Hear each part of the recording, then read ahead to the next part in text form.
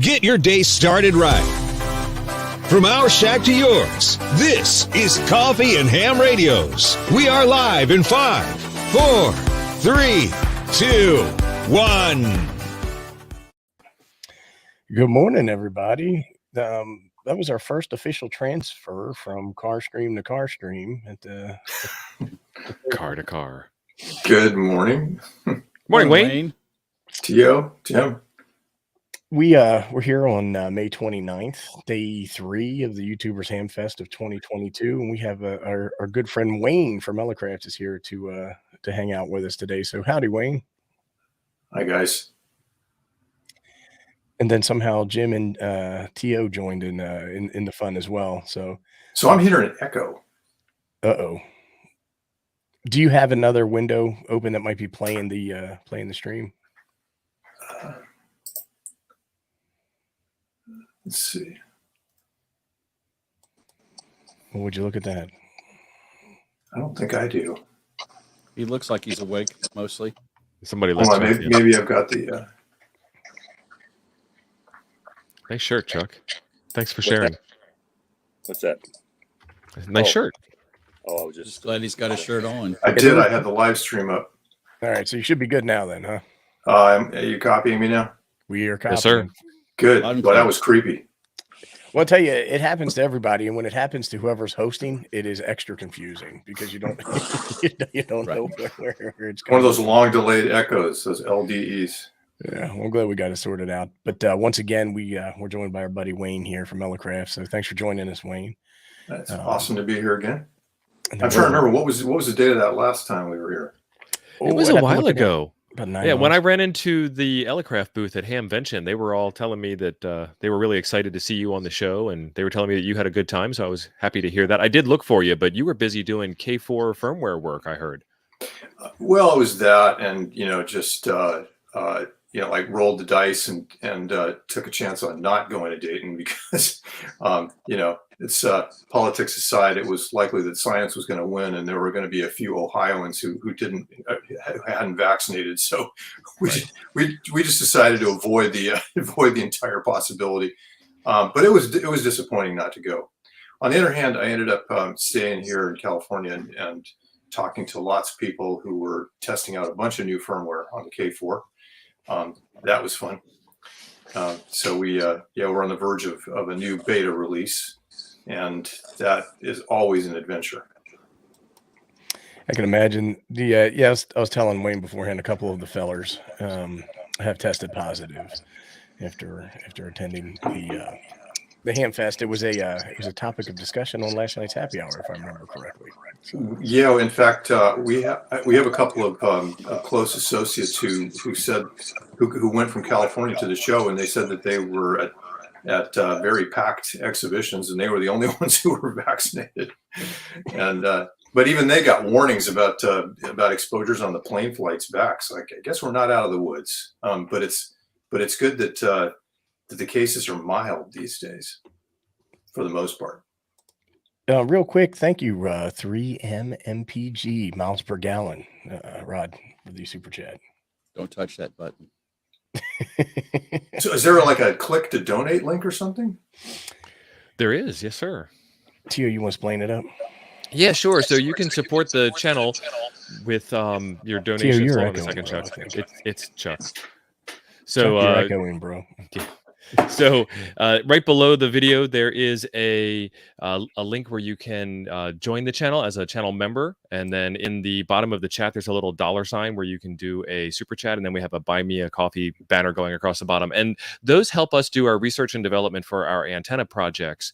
And as a result of that, we're able to bring the Cartana Artemis, and later on today, you'll see the Cartana Mercury that Chuck's been working on.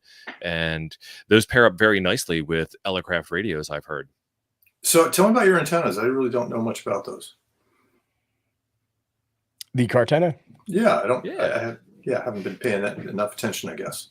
Yeah, we started a project. Just wanted to build a nice portable antenna that we could share, kind of amongst ourselves, and it was easy deployable antenna, easy to build. And we came up with a that's the frame for it, an NFET One of the half wave. prototypes. Yeah. And it's just it's a T240 mixed 43 toroid, wrapped 49-1. And we use a silicone jacketed 22 gauge wire for it because it's real flexible, slippery. It doesn't get tangled up easy. And then we have an option to attach a counterpoise should you be one of the faithful who uses counterpoises. Some people, One of the true bastards. believers. The true believers. True believers. And then we All just right, have Chuck, we're better now. a little cap that you can put on there as a jumper across the shield and center conductor if you wanted to operate on higher bands. But it's really designed 40 through 10, so 40, 20, 15, and 10. So you know that it almost looks aerodynamic. That piece, is that plastic? It's This is a special material. It's called PA12, PS12, and it's nylon. Yeah, and nylon it's 12 PA, right? Yeah, and so that's it's not 3D printed. They call it multi-jet fusion, which is kind of like a fancy way of 3D printing something. And we've got these things outsourced. This is actually the most expensive part in the kit. Yeah. I do a lot of printing with multi-jet fusion. Yeah, they're not Really playing around strong, with really that stuff. durable. You know, if you shaped it like a boomerang, you could also use it to get the wire up in a tree. There you go. There you go. Ooh, I like that idea. That's We thinking might, outside the we might box steal right that there. idea. Yeah, But, so we've got a hogged out hole here during the prototyping process, and it was too close to the edge. We went through a lot of rounds of repair upgrades, improving the design, and now we're on the 4th or 5th revision of what the frame looks like, and that's what is coming out today with Chuck's Mercury antenna, and that's what we're going to use going forward with the other ones. Nice. We wanted the frame to be versatile enough to do multiple types of antenna installations on it, not just end feds. So yeah, you can also put your logo and your like instructions right into the plastic too. I do a lot of that. Yeah, I don't know what you're talking about. There you go.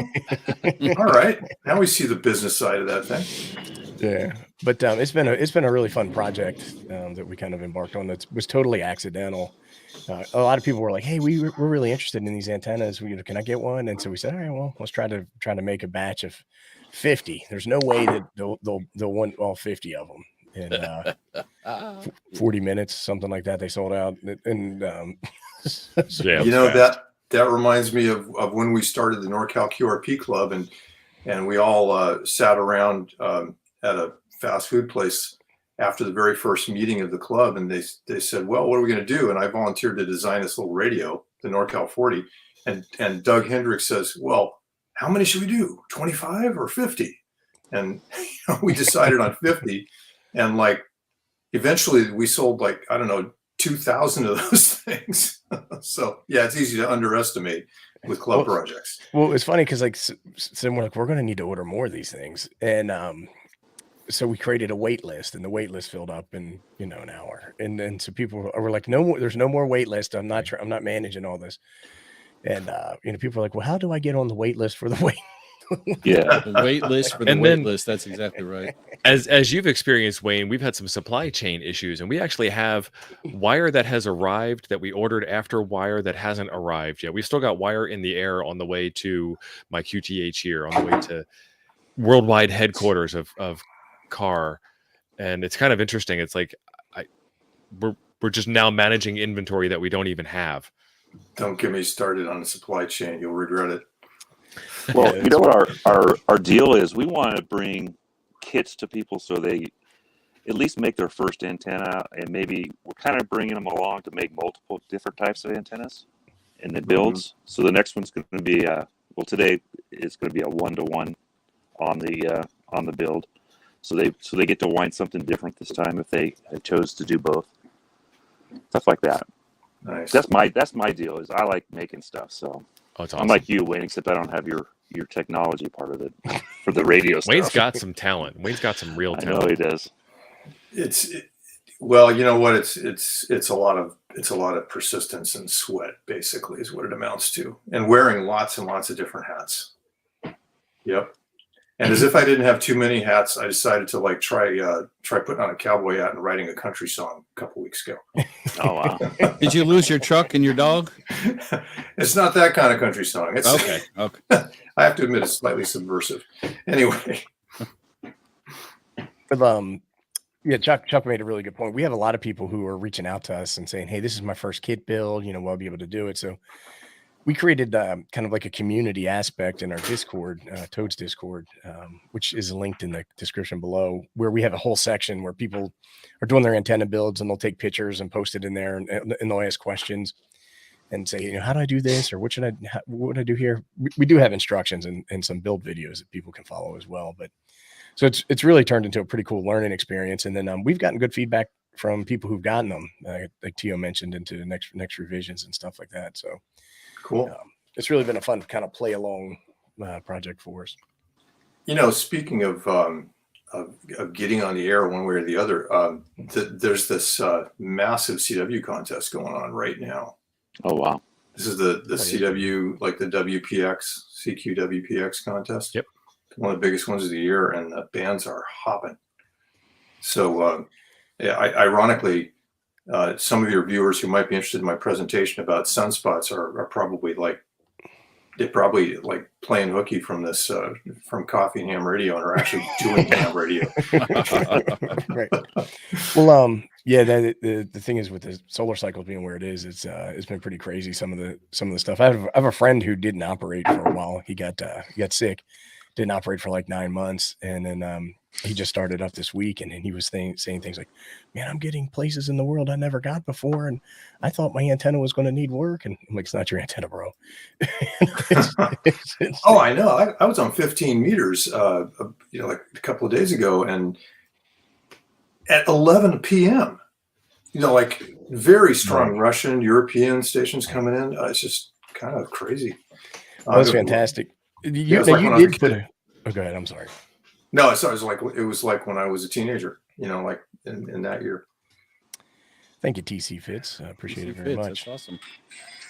So that takes us to you put together a solar spot sun cycle presentation that you wanted to walk through. You want to go ahead and get after it? Sure. Yeah, this is this is based on a kind of crazy observation that I had. I don't know any of you guys know when the biggest sunspot cycle peak of all time was? I do not. What year it was? There we go. The NorCal 20. Yeah, that actually was a spinoff.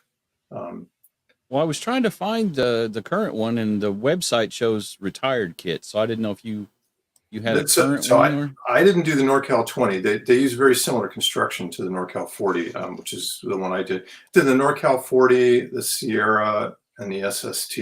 Those were all club projects for the NorCal QRP club.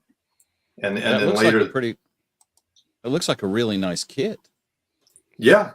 I don't know if you can still get a NorCal 20. Probably not. That was quite a while ago. Okay. And in fact, that actually looks a lot like the SST transceiver. That was one of the later ones that I designed for the club.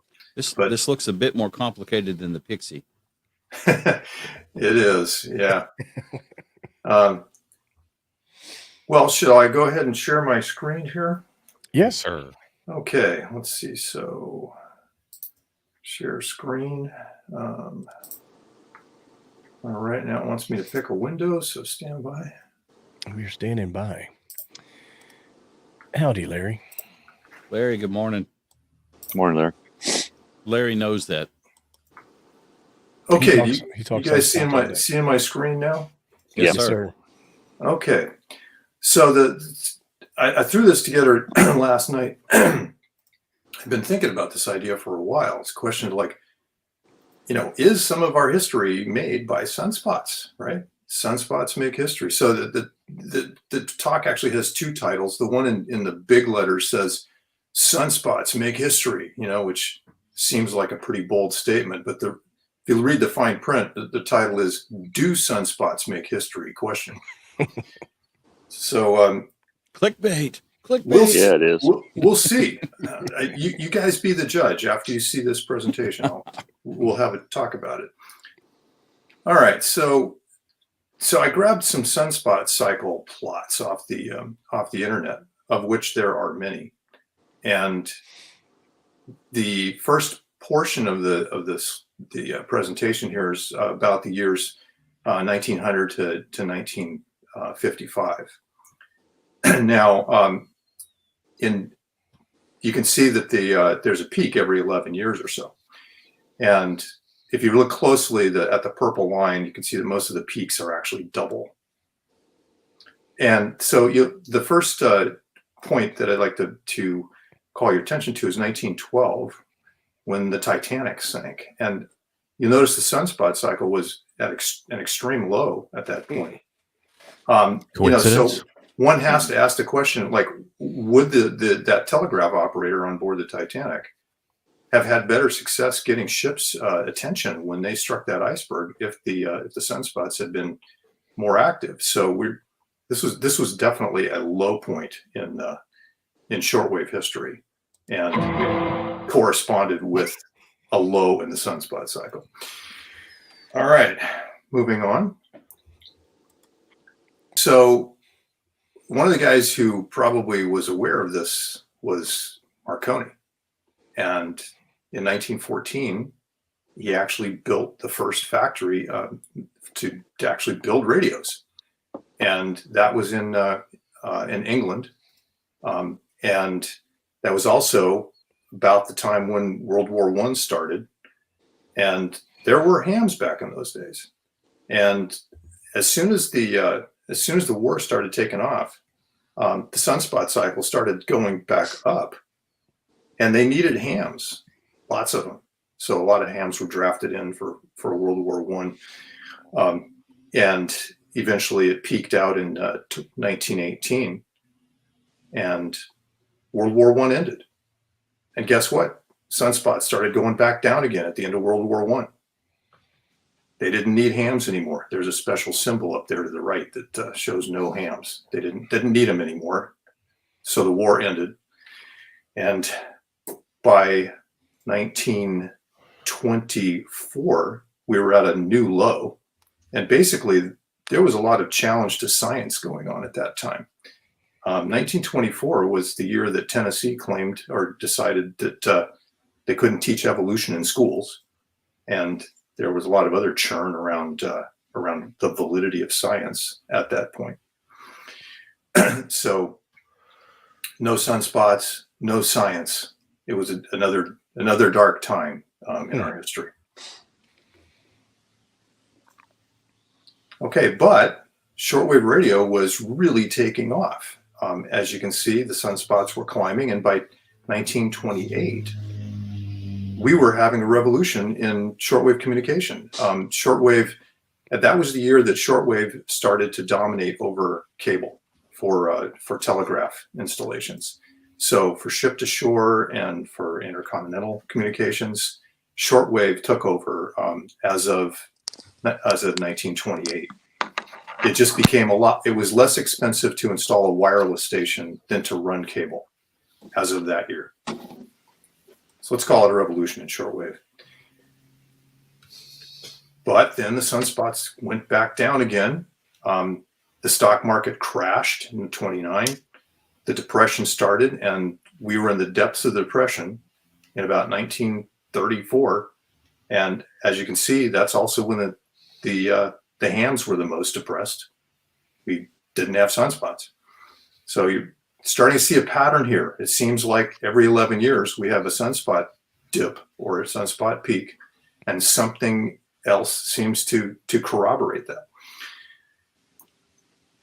1939, okay, another big sunspot peak. That was the year of The Wizard of Oz, the year of Gone with the Wind, Scarlett O'Hara, and people were excited. Hams were excited. Lots of sunspots. That was also the beginning of World War II.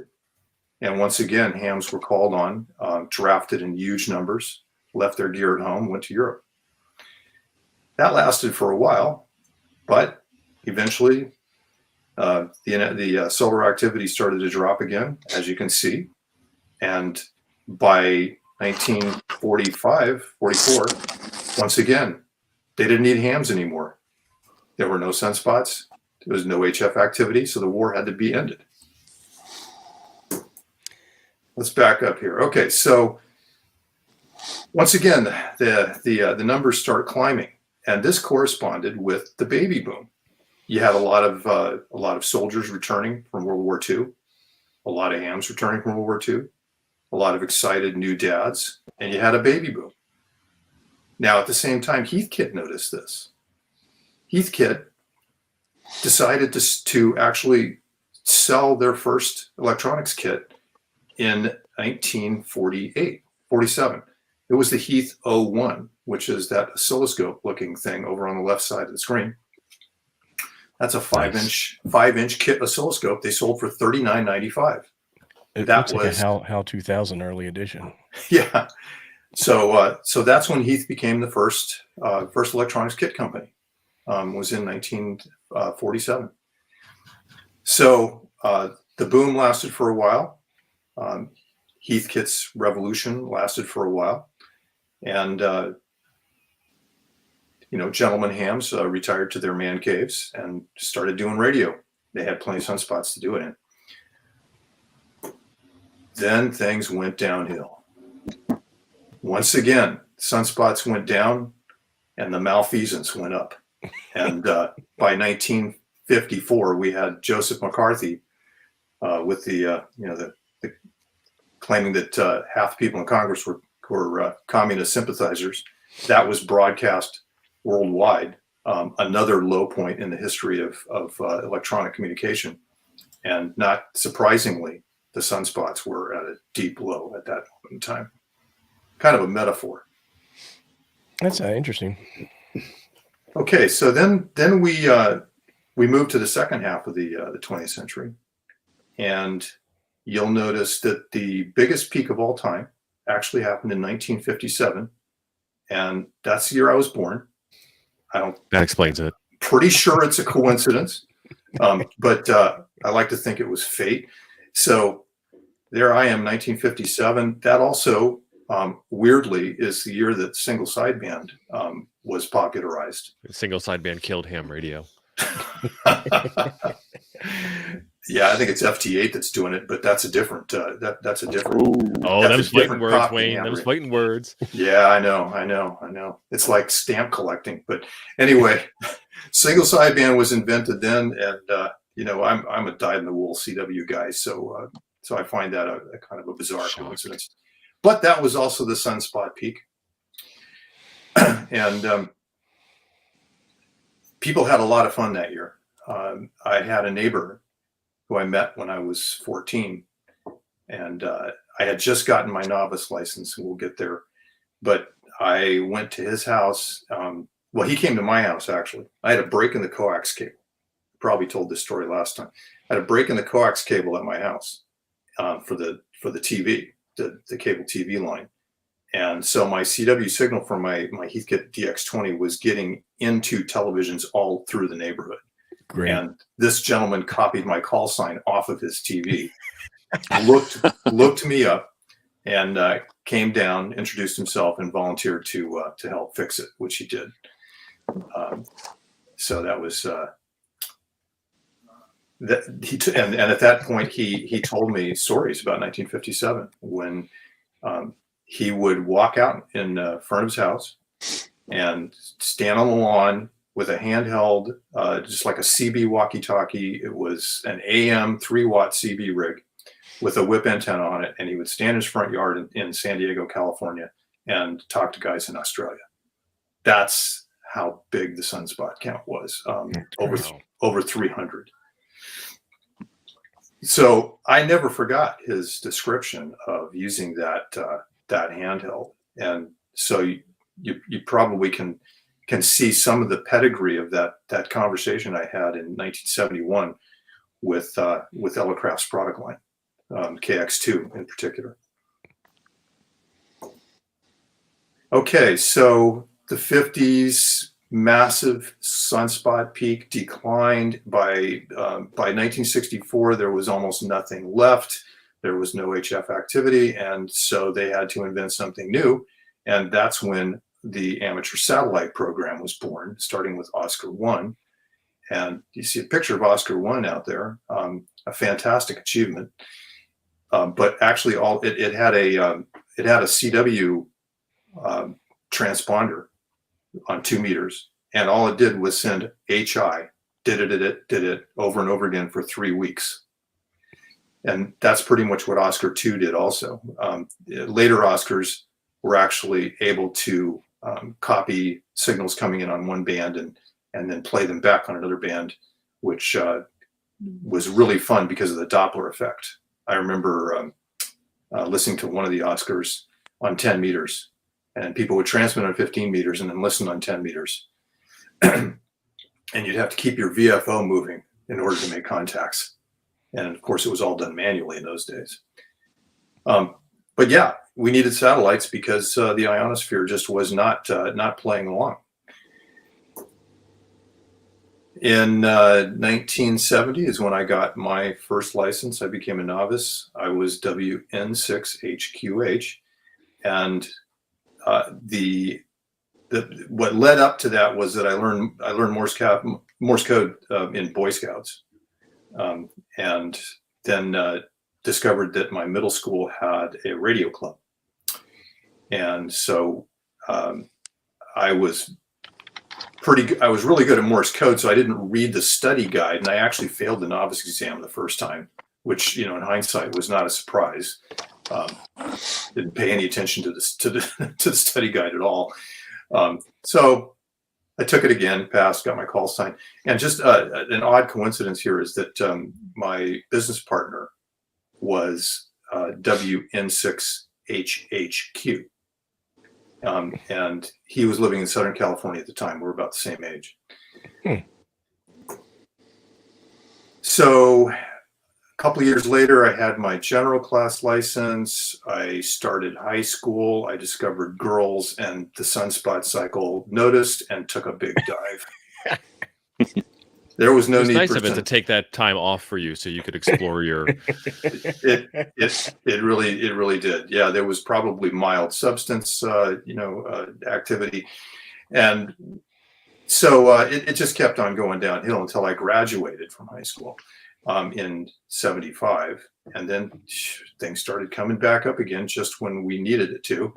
I joined the Coast Guard in '76, and ended up in Bermuda in '77, and that's when I got my 2-letter call. At that point in time, up until '77, you actually had to have an extra class license for 20 years before you could get a 2-letter call. But they waived the rule in that year, one of their incentive licensing things. And so while I was in Bermuda, I was able to apply for that call sign, and I became N6KR/VP9. And I was curious whether there was any record of that out there on the web. And so I searched for N6KR/VP9. And sure enough, I found a guy who blogged about DX that he'd worked from the US. And he had me listed as a DX contact. That's awesome. First and possibly probably last time that's ever going to happen. So yeah. I discovered girls, things went downhill, and then they came back. Of course, I was in the Coast Guard till 1980. Got out, started going to college, and Sunspots were back up again just in time for me to modify my HW8, which was an old Heathkit transceiver, their second QRP rig. Started with the HW7. The HW7 came out a couple of years earlier at the beginning of that sunspot peak. And it's no surprise that the HW7 and HW8 were very successful, partly because of the sunspots. You can work the world with a watt or two if the solar index is high. And so in 1982, I wrote my first QST article, and this was an article about replacing the 80 meter components on the HW8 with components for 30 meters, which was a new band at the time. That's about the time that the FCC gave us the WARC bands. I think it stands for Worldwide Amateur Radio Conference. They gave us 60, 30, 17, and 12 meters at that time. And so nobody's rig covered any of those bands in 1982. So modifying the HW8 to cover 30 meters turned out to be a very popular thing. okay, but I was in my early 20s, and then disco happened, and I ended up, like spending half my time out dancing and carousing, and I eventually met my future ex-YL, and it's kind of an unfortunate correlation there. The sunspots again. Like, who needs sunspots when you're getting to know your future wife, and you're hanging out, you're moving in together, you're traveling around the world. That's what we did from about 83 to 87. No ionospheric activity was necessary during that period, so we went through a dip, and then things came back though, and in 1990, my wife and I were living in San Diego, and I decided that I was going to build a 4-band radio with a built-in antenna tuner and a 1 amp hour gel cell and an attached keyer paddle. You can see that on the right-hand side. It's a touch paddle, gold-plated contacts, VFO, and that was a hellacious monster of a radio to build. It's only 3 by 5 by 7 inches, built into a bud box, and there's the band switch there in the middle. Actually has 12 RG174 coax cables running to a stack of little transfer boards to cover 40, 20, 40, 30, 20, and 17 meters, I believe. Is that? No, 40, 20, 15, and 10 meters, right? I took that little radio with me all over the world, and I wrote a 3-part article for QEX magazine on it that came out in late 1990. So we had plenty of sunspots. When the radio's battery was low, it was only putting out 200 milliwatts or so. And 2 of the most interesting contacts I ever had in my life were on that rig. One of them was from Arizona. I was staying at my mom's house. I was staying in a little shack out in the back of her house, and I threw about 8 feet of wire up into a clothesline and worked Rwanda with 200 milliwatts. Wow. And that's a testament to how great the sunspots were that year. Okay, but the fun didn't last. Well, the fun lasted long enough for us to start the NorCal QRP Club, as I was discussing earlier. That started in 1993, and we came out with the NorCal 40 kit at that point. But then reality hit the fan. I ended up with a real job working in Silicon Valley. My wife and I had been in Massachusetts for a couple of years for her to get her degree, her master's degree. But then we came back to California. I got this great job with interval research. And once again, things went downhill sunspot wise. And by 1996, things were really desperate, as you can see. So it was time to do something about it. And so we started developing, Eric and I started developing the Elecraft K2. And the K2 was intended to be our answer to Heathkit. Heathkit had pretty much faded from the scene at that point. They were bought by Zenith. They're in the engineering department at Heathkit, ended up becoming Zenith engineers. And we started designing the K2 at a sunspot low, as you can see, about 1997. But by 1999, sunspots were up, and we were selling K2s like hotcakes. I think we sold 1,000 of them in the first year, and picked up after that. And believe it or not, we're actually still selling K2s. The supply chain problem has mostly hit surface mount parts. So this is the most incredible irony, but we can still get all of the parts that we need to build K2s, and they're all leaded parts. There's a few surface mount parts in there, but because it's a kit, what we do is we solder those surface mount parts to little dip headers, and that way the kit builder doesn't have to deal with the surface mount parts directly. They just they deal with them like they would any other leaded IC. Nice. So yeah, we're still selling K2s. And in 1999, that's when we officially became Elecraft, and we had a couple of great years there. I think we eventually sold 10,000 K2s. Sunspots cooperated. People were working DX hand over fist with 10 watt K2s. We came out with a 100 watt version in 2002. And as you can see, we really needed to come out with a 100 watt version because the Sunspots started taking another dive. So 2000, of course, Y2K happened. That was a full employment act for firmware engineers. And somehow the world did not collapse in Y2K. But, right. But because the Sunspots were high, we were also partying like it was 1999. And we made it through to the other side. And we decided to also design our first little radio, which was the KX1. And that's a 3.5 by 6 inch enclosure with a built-in battery and a tiny little automatic antenna tuner and attached keyer pedal. So it's very much like the predecessor to the KX2 and KX3.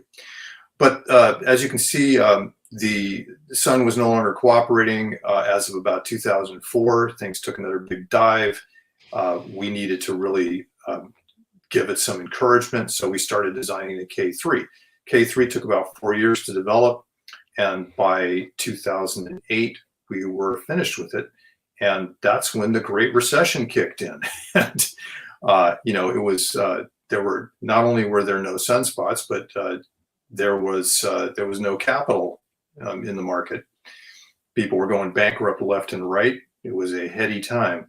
And history, it was repeating itself again. When the Sunspots were down, people were depressed, So in the next year, though, by 2011,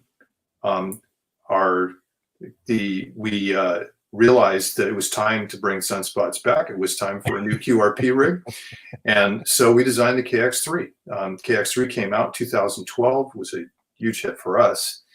And on the year after we introduced the KX2 or KX3, my lead hardware engineer, Rich Hynek, and I started discussing whether we could shrink it by a factor of 2.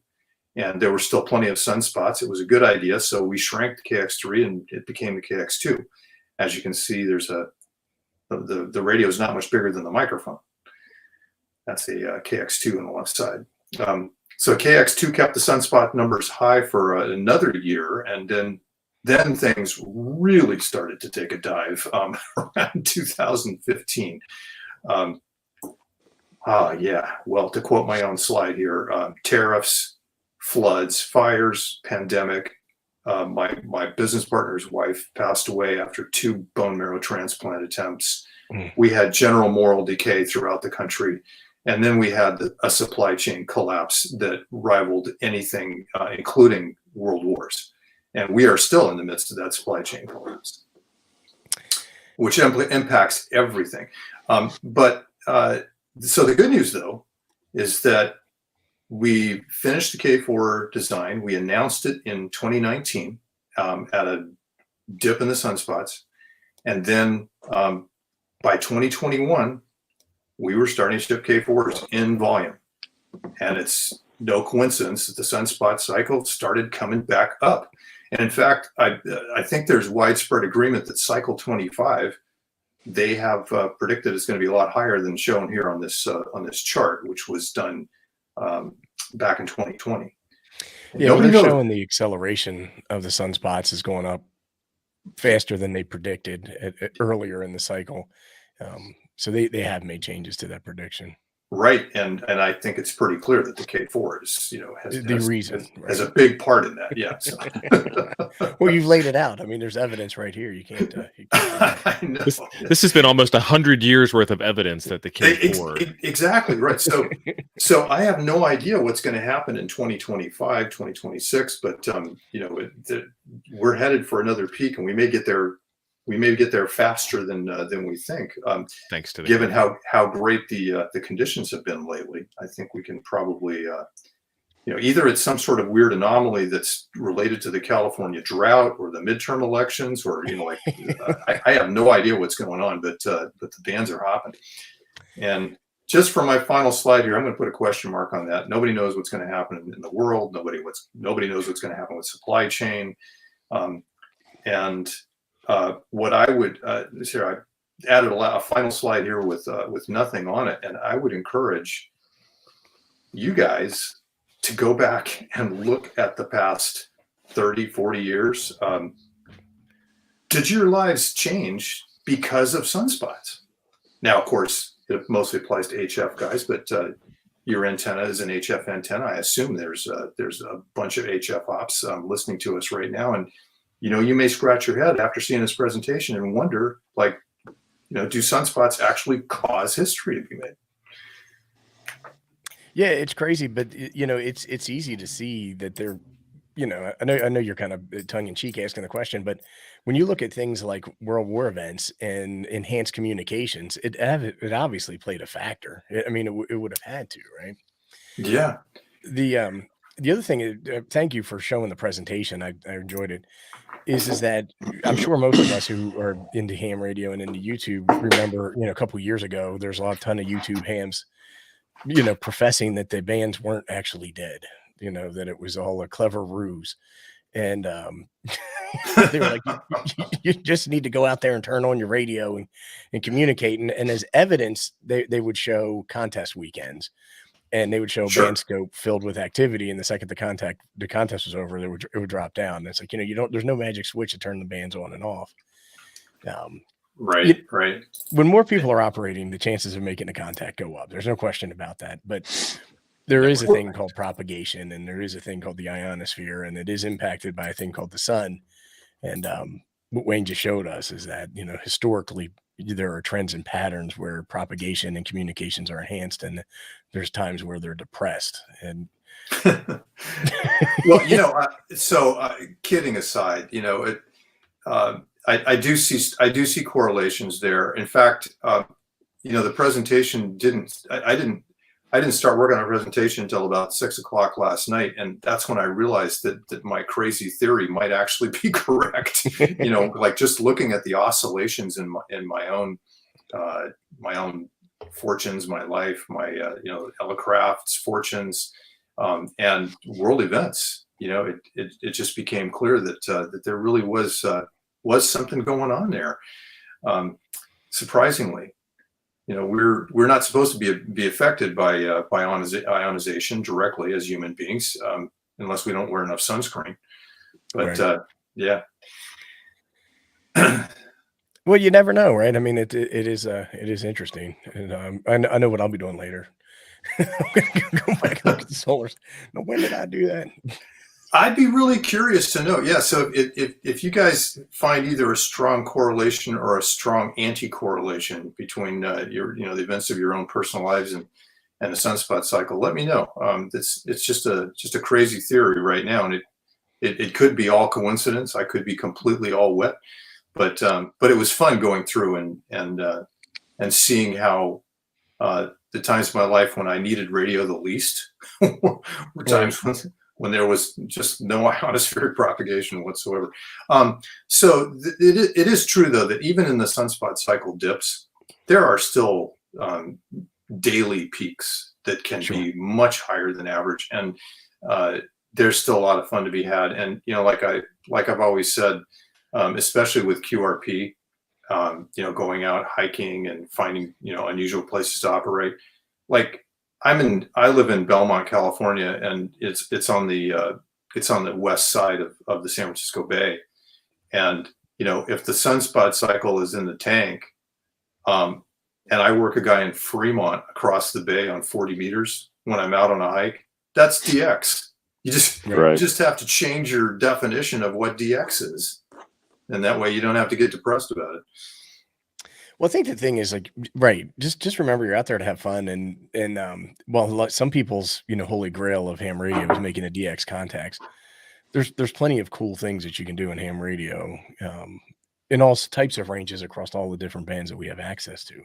Yeah, and my own prejudices aside, FT8 has actually brought a lot of new people into the hobby who have combined radio with computerized QSOs.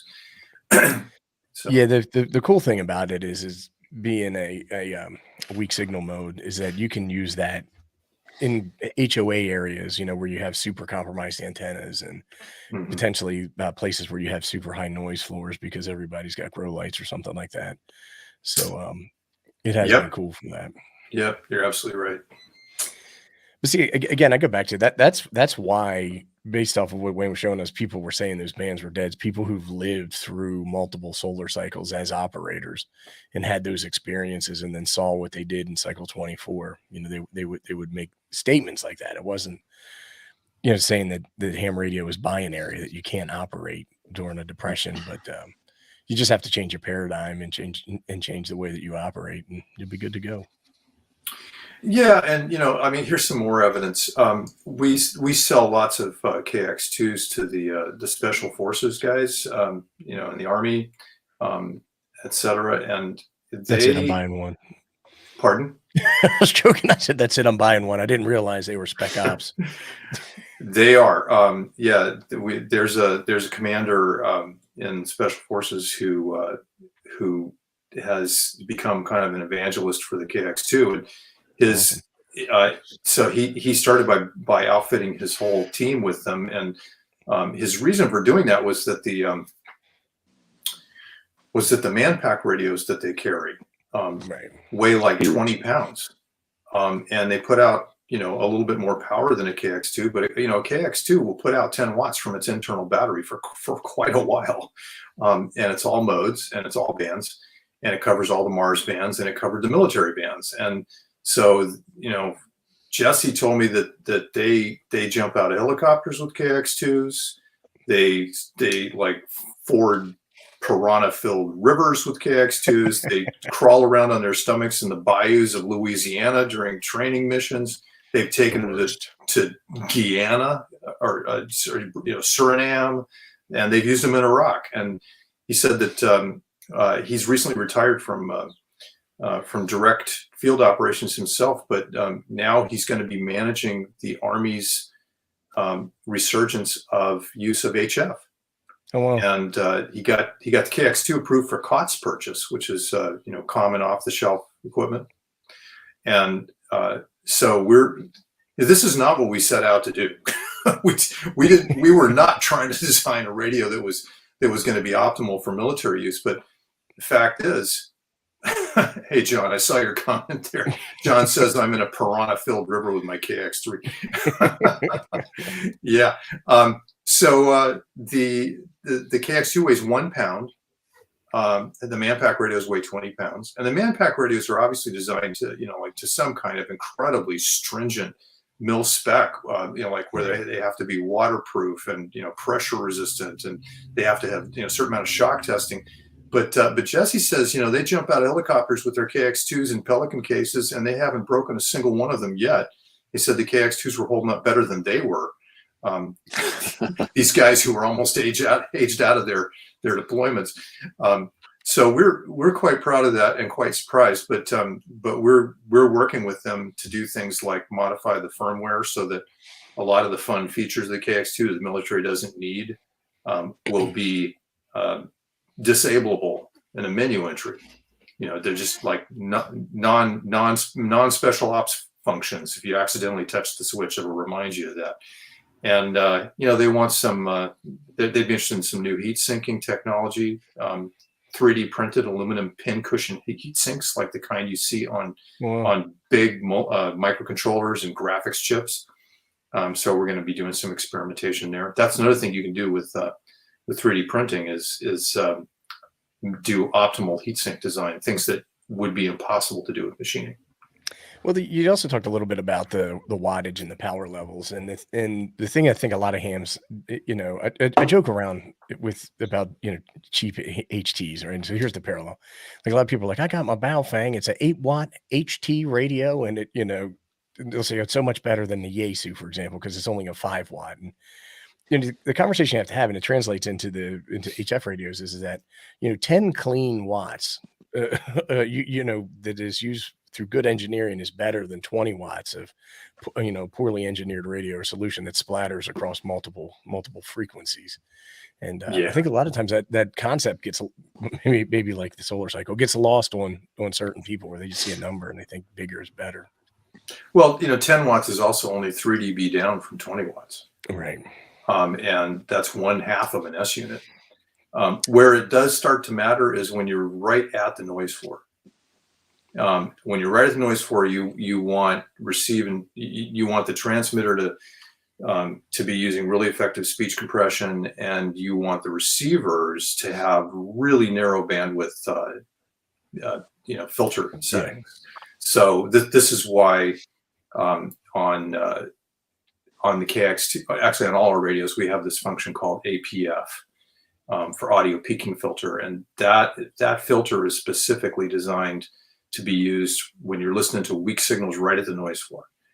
It peaks up the it's a really unusual filter function that has a 3 dB peak right in the middle of it, and then it has really broad skirts out from the sides. And so whereas a true brick wall 30 hertz filter would ring like crazy, an audio peaking filter will only have a peak for those last 3 dB, which it just brings those signals up from the noise floor just enough to make them copyable. But the skirts are very broad, and so the noise doesn't ricochet around like it does in a brick wall filter. Nice. Yeah. So go ahead. I was going to say just a quick public service announcement. I posted a link for the YouTubers Hamfest, so everybody in the chat can follow along. End of public service announcement. Okay. Yeah. So besides thinking about sunspots, I'm always thinking about what's next, and to that extent, I wonder sometimes what you guys would like to see in a new radio, new accessories, like how do we go where no ham has gone before? I mean, this is the fun part of it. One of our aspects of our business is really empowering people to get outdoors with HF, and what are we missing? Like what accessories have we not even thought about yet? I mean. Well, I don't think it's a miss, and actually, I'm really excited to see where the product develops, and that is the new antenna that you shared with us last time. I think it's for sale now. Last time it was still a little bit in development. Oh, that's right. The AX2 probably is what you're referring to. Yep. Yeah, absolutely. And when you were here last time, I remember we talked a little bit about the Mix 6 toroid. It's actually more like a bead. I think it's a little bit thicker than a toroid. Inductor that you're using in that. And how when you sell the antenna, it's kind of a kit, and you can tune that inductor for the frequencies that you want.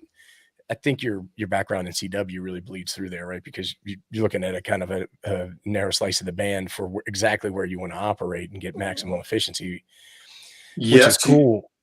And I was thinking a lot about how people use things like coils, like the Wolford coils or the MFJ coil and things like that. And then being air wound inductors versus a toroidal wrapped inductor where you have higher permeability. I wanted you to talk a little bit about the design concept there and explain why you went with what you did. And I can't wait to get my hands on one of those. I think this is a fantastic design. Thank you. So the real reason the AX2 exists is because I felt like the AX1 was actually still too big. The AX1 base unit is 6 inches long, and it has a slide switch to select 20 or 17 meters. But I found that I was using 20 meters more than anything else, and I actually needed. I really wanted to lighten up my station even further, because a lot of times what I'll do is just grab the KX2 and head out. Like with nothing else. And so I'll wrap the counterpoise wire around the body of the radio and just like leave the whip connected, stick the thing in my pocket, and head out for a local hiking trail. Mm-hmm. And the AX1 being 6 inches long, just, like added to the stuff I needed to carry. And also I realized that the AX1, of course, used air wound coils, mm-hmm. Which are extremely high Q. But when you take all of the losses into account, ground losses, the radiation efficiency of a 4-foot whip, the auto tuner, it really turns out that you don't need a Q of 400 in that coil. You can get by with a Q of 200, 250 and still have almost none of the losses be due to the coil itself. And that's what allowed us to shrink the AX1 down by a factor of 3. An AX2 is just a little over 2 inches long. And I took an AX2 and an AX1, put them side by side, listening through the reverse beacon network. And so I would call CQ with each one of them connected to the radio. And I got essentially the same hits on the reverse beacon network from all over the West Coast and Canada, just out on my back porch there, using the reverse beacon network. So that is the acid test of any new antenna design, is the RBN numbers, because then you're getting actual propagation numbers from stations copying you from thousands of miles away. So it was that point we knew we had a winner. And the other nice thing about the AX2 is that you can actually easily take the cover off and pull that toroidal, that special toroid core out, and open it up and change the winding on it and put it on any band you want to, from 20 meters to 6 meters. Yeah, that's cool. There's a way to actually mark the housing of it by just snapping off a little plastic tab to show which band it covers, and that way you don't get them confused. If when you're out in the field, you can have as many bands as you want. And the other thing to keep in mind is the KX2 and KX3 also have built-in wide range automatic antenna tuners. Mm-hmm. So let's say that you've got your AX2 cut for the CW part of the 20 meter band. Well, what really happens when you're out hiking in particular is the SWR is going to vary. Like let's say you had it cut for the middle of the CW band, and at the time you did it, you were sitting on a park bench on a grass, like it's surrounded by grass. Okay. If you then pick the radio up, like walk 50 feet away to the baseball diamond, and now you're on dirt, the SWR is going to change from 1-to-1 to probably like 3 or 4-to-1. The ground terrain has that much impact on the tuning of the coil. So yeah, do you want to say something about that, Jim? Jim, you're muted. On purpose. Oh, okay. 2-minute warning. That's all I was going to point out is that Jason is coming up in 2 minutes. Okay. Yeah. So anyway, the point is that you really need the auto tuner if you're going to do peripatetic operation. If you're going to be walking around like a lot of us do, have with the radio handheld and a 4-foot whip. No matter what kind of base load and coil you're using, the auto tuner will instantly retune it for the terrain that you happen to be on at the time. And I'll tell you, one of the most fun things for me to do is like I do a lot of trail running, trail hiking, and there's nothing like making a CW contact while you're scrambling up a hill, holding the radio with one hand, operating the key with the other hand, and then realizing that the terrain changed and you have to hit the ATU button halfway up the hill. Instant retune, keep right on going with the QSO. So wow. You're dragging a counterpoise wire. So I encourage people to get out of the shack if they haven't tried it yet. It's just a blast, and especially right now with the Sunspots. So the tuner that you mentioned inside the radio is really interesting because there's obviously other QRP radios that come out without tuners. And a lot of advocates and proponents for those radios, myself included, will say things like, well, I just use resonant antennas. And they again, the concept eludes them that sometimes the way that you design your antenna to work out in your backyard and you build it, and then you take it somewhere else and set it up. Right. Maybe the height's not the same. Maybe the ground's not the same. Maybe there's, a metal barn. Who knows what it is? But you're now in a different place and everything impacts everything. Yeah. And sometimes you need that touch-up tuner, right? I will make one last comment, and that is that I'm working on another antenna that covers multiple bands. I think it's going to settle out at 30, 20, 17, 15, 12, and 10 with a whip base that's only twice as long as the AX2, with a 4-position slide switch. So Nice. we'll see. I've got a prototype and I'm testing it right now. Fantastic. With that, thanks for being in the chat, everybody. We're going to end the chat. You can follow the link that I posted in the comments, and it's pinned to the top of the comments, and check out Jason. Thanks, everybody, and enjoy the rest of the Ham Fest. Later, everybody. Thanks again, guys. It was fun.